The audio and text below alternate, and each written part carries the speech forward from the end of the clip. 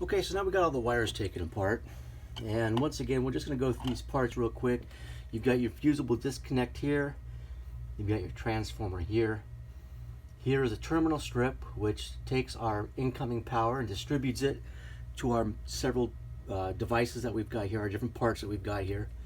You've got a contactor, you've got contactor relays, you've got your fan motors, and then your compressor and your furnace. Now your fusible disconnect would normally be outside of your condenser. It would have a switch on the side that can be thrown up or down to either allow power to pass through or to disconnect that power. And it's going to have two fuses inside. And the way you think about those fuses is you think about a solid piece of wire going through the center of that fuse.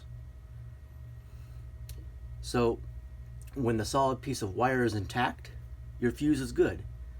When that solid piece of wire is cut or broken, then your fuse is no good. So how do you test that? Well, you test for continuity.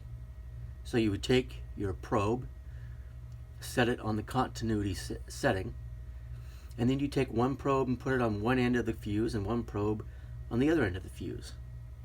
If it beeps, that means your wire is intact and your fuse is good. If it doesn't beep and you get an OL, then that means your fuse is bad.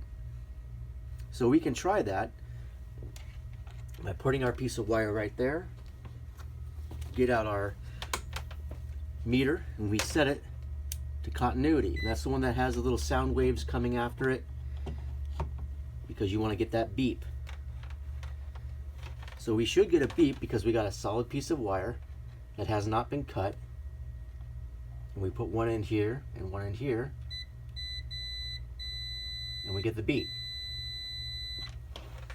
Now, if we were to take that solid piece of wire and cut it,